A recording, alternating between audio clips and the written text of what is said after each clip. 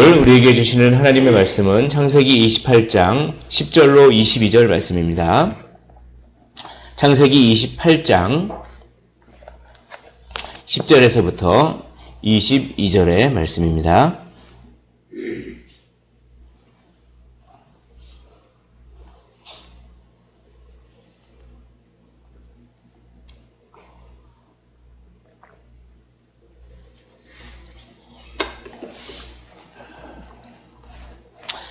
찾으신 줄로 알고 한 절씩 교독을 하시고 마지막 절 함께 읽도록 하겠습니다. 야곱이 브엘세바에서 떠나 하란으로 향하여 가더니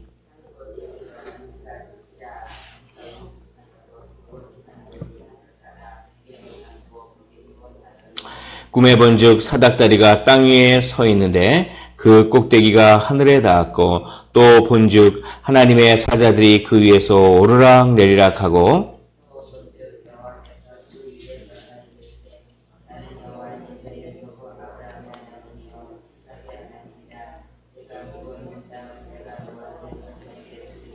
내 자손이 땅에 티끌같이 되어 내가 서쪽과 동쪽과 북쪽과 남쪽으로 퍼져 나갈지며 땅의 모든 족속이 너와 내 자손으로 말미암아 복을 받으리라.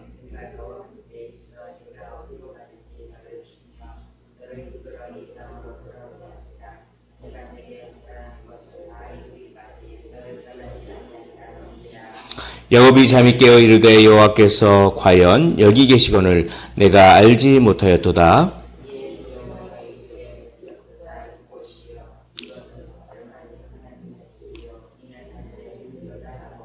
야곱이 아침에 일찍 일어나 베개로 삼았던 돌을 가져다가 기둥으로 세우고 그 위에 기름을 붓고 야곱이 서원하여 이르되 하나님이 나와 함께 계셔서 내가 가는 이 길에서 나를 지키시고 먹을 떡과 입을 옷을 주시어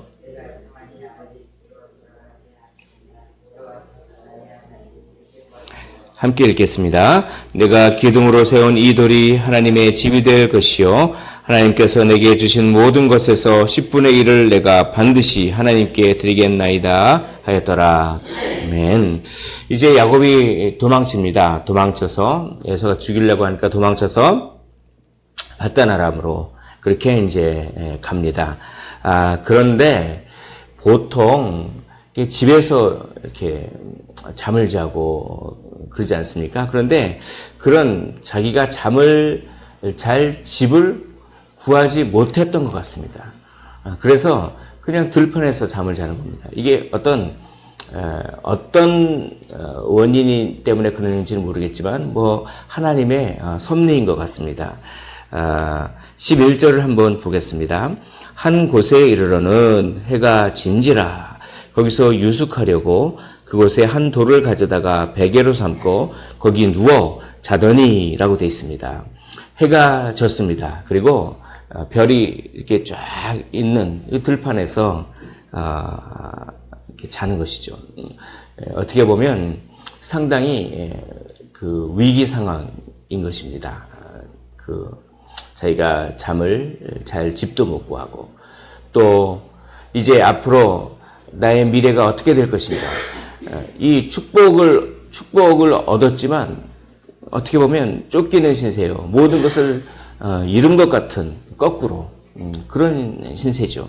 그리고 이 이렇게 들짐승이 공격할 수도 있고 그렇게 그 위험에 처해 있고 그리고 자신의 먼 미래, 자신의 미래가 어떻게 될지도 모르고 막 이 불안한 밤입니다.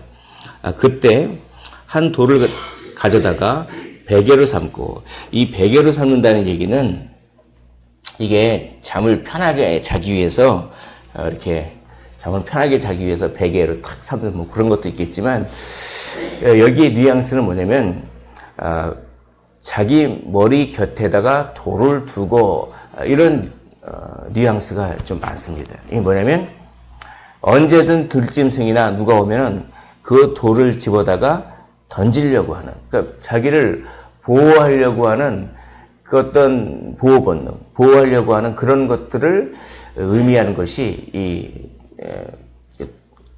돌을 가져다가 베개로 삼고 누웠다라고 하는 것이 이제 그런 뜻입니다. 그러니까 야곱은 하나님을 의지하기보다는 이 위기 상황에 하나님을 의지하기보다는 돌을 의지한 거예요. 돌, 자기 지혜, 자기 어떤 힘, 자기 방법, 자기 계획 이런 걸 의지한 것이죠. 돌을 의지한 것입니다.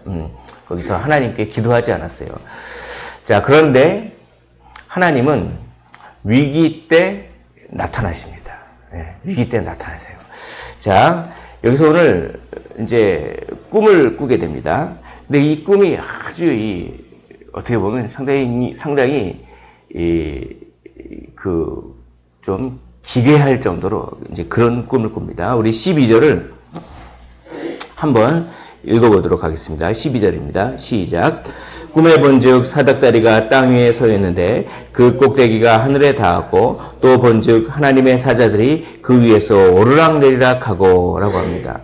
꿈에 보니까 그 사닥다리가 하늘에 닿은 사닥다리가 쫙 이렇게 있는데, 그러니까 땅 위에 서 있는데, 그러니까 하늘과 땅을 연결하는 사닥다리죠. 그 꼭대기가 하늘에 닿았고, 그 하늘에 닿았다는 것은 하나님이 계신 곳까지 사다리가 쫙 닿아 있는데, 이게 하나님의 천사들이, 하나님의 사자들이 그 사닥다리에서 오르락 내리락 하는 것을 꿈에 봅니다. 이게 무슨 뜻입니까? 이 많은 학자들이 이것들을 이제 이렇게 해석을 하는데, 이 일종의 천사들이 오르락내리락 하는 것은 순찰 도는 거예요. 순찰. 그러니까 이렇게 뭐 경찰 분들이라든지 이렇게 순찰을 돌듯이 이렇게 순찰을 도는 것입니다. 또 이게 일종의 그 어떤 지역을 순찰하게 하는 하나님께서 어떤 지역을 순찰하게 하는 천사들을 내보내셔서 그 지역을 살피시는 겁니다. 그리고 또 다른 지역은 또 다른 지역을 담당하는 천사들을 내려보내서 어떻게 합니까? 그 지역을 살피시는 거예요. 그러니까 이제 뭐냐면 한 천사들이 내려왔다는 것과 하는 것은 야곱이 있었던 어떤 지역, 지금 야곱이 있는 이 지역의 천사들을 하나님께서 내려보내셔서 뭡니까? 순찰을 하시고 야곱을 지켜주시는 거예요. 그 다음에 그 천사들이 올라가고 또 다른 천사들이 내려온 건 뭡니까? 일종의 근무교대하는 겁니다. 2교대나 3교대로 돌아가듯이 근무교대를 해서 앞으로 야곱이 가야 할 땅에 해당하는 천사들을 또 내려보내셔 어떻게 됩니까? 야곱을 지키시겠다라고 하는 하나님의 의지입니다. 그러니까 야곱 하나가 뭐 그렇게 대단하다고. 야곱이 여기 있으면 그 지역을 담당하는 천사들을 내보내시고 또 야곱이 장소를 이동하면 또 이동된 장소에 해당하는 그 장소를 담당하는 천사들을 또 내보내시고 천사들을 24시간 근무교대 하시면서 야곱을 계속 어떻게 하시겠다? 지켜보시겠다라고 하는 뜻입니다. 오늘도 하나님은 천사들을 이렇게 심부름시키셔서 우리가 어디에 있든지 어느 상황에 처해 있든지 하나님은 우리를 살펴보시고 우리를 지켜봐 주시는 그런 하나님인 줄을 믿습니다. 그래서 이것을 하나님께서 직접 이렇게 말씀하시죠. 여기 보면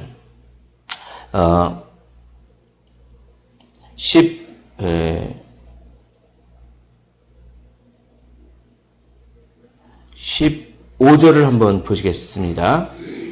15절에 제가 읽겠습니다. 내가 너와 함께 있어 라고 합니다. 그러니까 어디를 가든지 함께 있다는 것입니다. 어디를 가든지 천사들을 내보내서 너를 지켜보고 감찰하겠다. 이걸 임마누엘이라고 합니다. 하나님이 우리와 함께 계신다. 그래서 이제는 예수님이 천사가 내려오는 것이 아니라 하나님이신 예수님이 직접 내려오십니다. 그래서 우리와 세상 끝날까지 우리와 항상 함께 있는 줄 믿습니다. 자, 내가 너와 함께 있어. 내가 어디로 가든지 너를 지키며 이게 무엇입니까? 여기로 가면 그쪽 천사들을 내보낼 것이고 저쪽으로 가면 저쪽 천사들을 내보낼 것이고 24시간 쉬지도 않고 계속 근무 교대가 돌아가면서 항상 우리를 하나님께서 임마누엘로 지켜 주실 줄 믿습니다. 위기 상황에 야곱은 하나님을 찾지 않고 돌을 의지했지만 하나님은 위기 상황에 천사들을 계속 쉬지 않고 내려보내시면서 우리가 어디로 가든지 지키시고 임마누엘로 함께 하시겠다고 하는 이 하나님을 오늘도 믿고 의지하시기를 주님의 이름으로 축원을 드립니다. 이게 바로 사닥다리 그 비유입니다. 이거를 예수님께서 이렇게 요한복음에 말씀하셨죠. 이제 인자의 머리 위에 천사들이 오르락 내리락 한다라고 하는 그것입니다. 이거는 이 사닥다리 위에 하나님께서 계셔서 천사들이 오르락 내리락 해서 뭐 합니까? 보고하는 거예요. 보고. 천사들이 내려갔던 천사들이 올라와서 제가 야곱을 보니까 야곱이 괜찮습니다. 예. 그래. 그러면 다음 천사들을 내려가라. 그러니까 또 천사들이 내려가가지고 그 천사들이 야곱을 탁 지켜보고 또 올라가서 야곱에게는 아무 문제가 없습니다. 그러냐. 그렇게 하나님께 계속 보고를 하는데 이제 예수님께서 인자의 머리 위에 천사들이 오르락 내리락 하면 뭡니까? 예수님이 그런 보고를 받으시는 분이라는 것입니다. 예수님께서 하나님이십니다. 그 예수님께서 우리가 어떤지 그걸 늘 보고를 받으시면서 우리의 상태를 늘 감찰하시고 그리고 예수께서 임마누엘로 함께 우리가 항상 함께 그렇게 있겠다고 그렇게 이렇게 말씀을 하고 계시는 것입니다.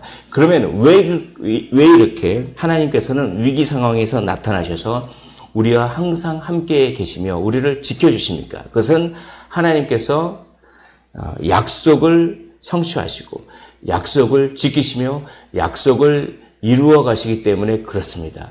우리가 이쁨을 받을 짓을 했기 때문에 그런 것이 아닙니다.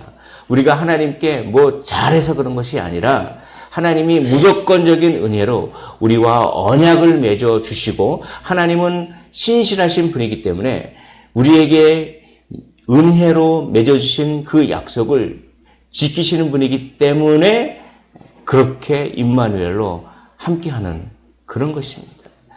우리가 어디 하나님께 자격이 있습니까?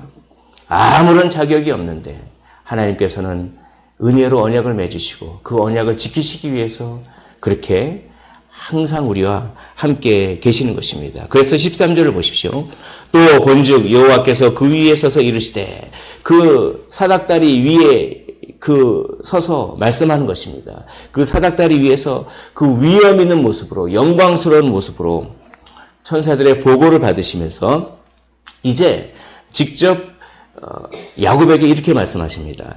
나는 여호와니 너의 조부 아브라함의 하나님이요 이삭의 하나님이라. 내가 누워있는 땅을 내가 너와 내 자손에게 주리니 내 자손이 땅에 티끌같이 되어 내가 서쪽과 동쪽과 북쪽과 남쪽으로 퍼져갈지며 땅의 모든 족속이 너와 내 자손으로 말미암아 복을 받으리라. 이것은 아브라함에게 했던 약속을 그대로 야곱에게 하는 것입니다. 이 야곱은 이 약속의 내용을 아마 들어서 알 수도 있었을지도 모르겠습니다. 우리 조부 아브라함이 이런 말을 하나님께 들었대더라. 우리 아버지 이삭도 하나님께 들었대더라. 그러나 그거는 야곱에게 있어서는 그냥 지식이었을 뿐입니다. 그러니까 이 지식에 불과했던 그것을 이제 하나님이 직접 나타나셔서 그 내용을 야곱에게 전달하시는, 이것은 하나님을 머리로만 아는 것이 아니라 직접 삶에서 경험해서 아는 위대한 순간입니다. 하나님을 경험해서 알지 못하고 그저 교회를 왔다 갔다 하며 성경을 지식적으로만 머리로만 알면 그것은 하나님을 온전히 아는 것이 아닙니다. 야곱은 이때 상당히 인생에 있어서 큰 전환점을 이룬 것입니다. 우리 할아버지에게 그리고 우리 아버지에게 나타나셨던 하나님이 나에게도 나타나셔서 우리 할아버지에게 했던 말과 우리 아버지에게 했던 말을 나에게 그대로 하시네 라고 하면서 경험적으로 하나님을 아니까 이런 얘기를 하게 되는 것입니다. 자, 어떻게 얘기를 하냐면 16절을 한번 한 목소리로 읽어보겠습니다. 오늘 16절이 참 중요한 말씀입니다. 16절입니다. 시작.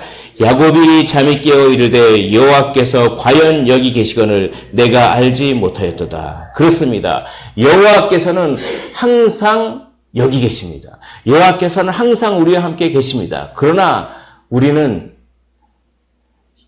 여호와를 알지 못할 때가 있는 것입니다. 야곱은 그걸 깨달았습니다.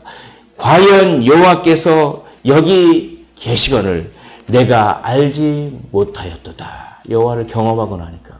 왜입니까? 야곱은 도를 의지했기 때문에 그렇습니다.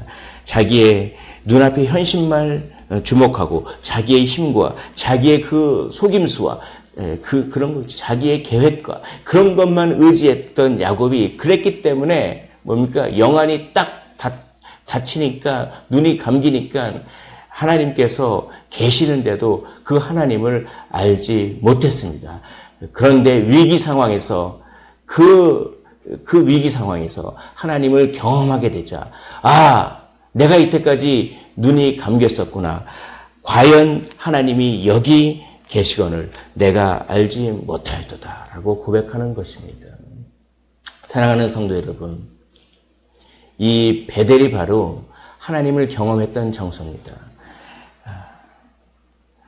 우리 인생에서 베델은 어느 곳입니까? 우리 인생에서 베델을 경험하셨습니까? 그 베델은 말씀을 묵상하는 자리입니다. 말씀을 묵상하고 기도할 때 오늘도 우리는 베델을 경험할 수 있습니다. 그것이 바로 복된 사람입니다. 복 있는 자는 하나님의 말씀을 주야로 묵상하는 자로다. 복 있는 사람은 주야로 하나님의 말씀을 묵상함으로 늘 베델을 경험하는 사람들인 줄 믿습니다. 그 베델을 방해하는 것은 눈앞의 현실만을 바라보고 당장 눈앞에 닥친 그 현실만을 바라보고 자기 힘을 의지하고 자기 지혜를 의지하고 그런 야곱과 같은 삶을 살면 눈이 감겨버립니다. 베델을 경험할 수가 없습니다. 오로지 하나님을 의지하겠다고 하는 이 간절한 마음으로 이 고난 가운데 위기 상황 가운데 하나님을 그렇게 바라보겠다고 하는 간절한 마음으로 하나님의 말씀을 읽고 묵상하고 기도할 때 그곳이 베델이 될 줄 믿습니다. 그래서 하나님을 삶에서 정말 살아계신 하나님을 인격적으로 경험하는 게 너무나 중요합니다. 그래서 이 하나님을 경험하자 두 가지 반응이 납니다. 첫째는 두려움이 생깁니다. 하나님을 경험하면 하나님이 두렵게 느껴집니다. 하나님이 나를 해칠까 봐 무섭다는 것이 아니라 하나님이 너무나 위대하고 위험 있는 분임을 그렇게 경험하면서 하나님을 존경하고 하나님을 경외한다라고 하는 뜻인 것입니다. 하나님을 가볍게 생각하지 않습니다. 그 사닥다리 꼭대기 위에서 영광스럽게 나타난 하나님, 그 하나님께 모든 천사들이 다 보고를 올리는 그 하나님을 경험하자 두려웠습니다. 이제 내 맘대로, 내 인생을 내 맘대로 하는 게 아니다라고 하는 것을 알게 됐죠. 그래서 18절을 보십시오. 야곱이 아침에 일어나 베개로 삼았던 돌을 가져다가 기둥으로 세우고 그 위에 기름을 붓고, 그리고 17절을 먼저 읽어야겠네요. 이에 두려워하여 이르되 두렵도다 이곳이요 이것은 다름 아닌 하나님의 집이요 이는 하늘의 문으로다. 야곱이 두려움을 경험하고 이제는 두려운 하나님을 의지해야겠다.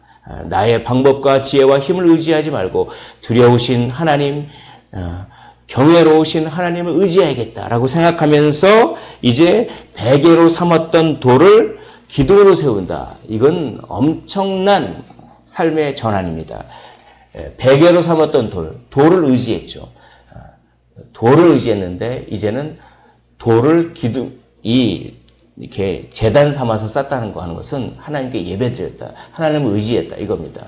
돌을 의지하지 않고 이제는 두려운 하나님을 경험한 이후에는 하나님을 의지하는 삶으로 살겠습니다. 라고 삶의 방향이 완전히 바뀌는 그런 모습을 봅니다. 그래서 하나님을 의지하겠다라고 하는 그 마음을 서원합니다. 그래서 20절 보십시오. 야곱이 서원하여 이르되 하나님이 나와 함께 계셔서 내가 가는 이 길에서 나를 지키시고 먹을 떡과 입을 옷을 주시오. 내가 평안히 아버지 집으로 돌아가게 하시면 여호와께서 나의 하나님이 되실 것이요 하나님을 예비하는 삶을 살겠다는 뜻입니다. 내가 기둥으로 세운 이 돌이 하나님의 집이 될 것이요 이 여기를 거룩한 곳으로 섬기겠다. 이건 뭡니까? 하나님의 은혜를 늘 기억하겠다고 하는 그런 의미입니다.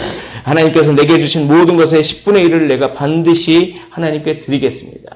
하나님께 바치는 인생을 살겠다는 것입니다. 하나님을 의지하겠다는 것입니다. 이때까지 야곱은 뺏는 인생이었습니다. 그 속여서 팥죽으로 장자권을 뺏었습니다. 그리고 또 변장하고 속여서 축복권을 빼앗았습니다. 다 빼앗는 인생이었는데 이제는 하나님께 드리는 인생으로 삶을 완전히 바뀌는, 물론 이 이후에도 이렇게 확 바뀌지는 않죠. 그러나 방향이 완전히 바뀌는 것입니다. 바로 하나님을 경험할 때 그렇게 됩니다. 베델을 경험할 때 그렇게 되는 것입니다. 오늘 하나님의 말씀 정리하도록 하겠습니다. 위기 상황에서 하나님이 반드시 나타나십니다. 그 하나님을 의지하십시오. 돌을 의지하지 말고 하나님을 의지하십시오. 하나님을 두렵게 여기십시오. 임마누엘의 하나님을 경험하십시오. 그러면 삶이 바뀝니다.